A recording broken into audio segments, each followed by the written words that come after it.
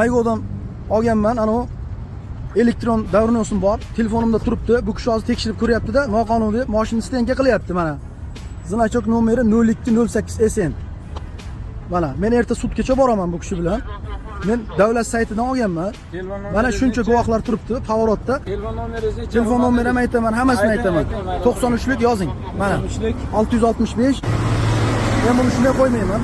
Oliy sudgacha boraman, kerak bo'lsa, bu Maygo sayti noto'g'ri ekan, men qalbak qilgan ekanman. Davlat saytini men buzib hakkerlik qilibman. Qani ko'ramiz. Shunday qilganmanmi, noqonuniy meniki, shundaymi?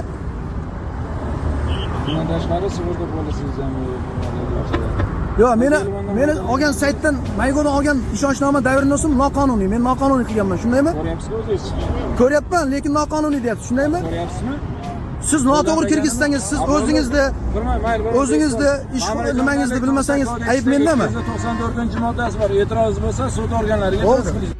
Ushbu holat bo'yicha haydovchida elektron ishonchnoma hamda sug'urtasi bor edi. Lekin shunlarga qaramasdan GAI xodimi haydovchiga jarima yozdi.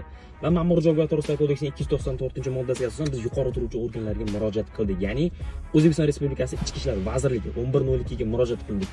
Holat 24 soat ichida o'rganildi. Haydovchiga nisbatan qo'llanilgan jarima bekor qilindi va GAI xodimiga tegishli choralar ko'rildi.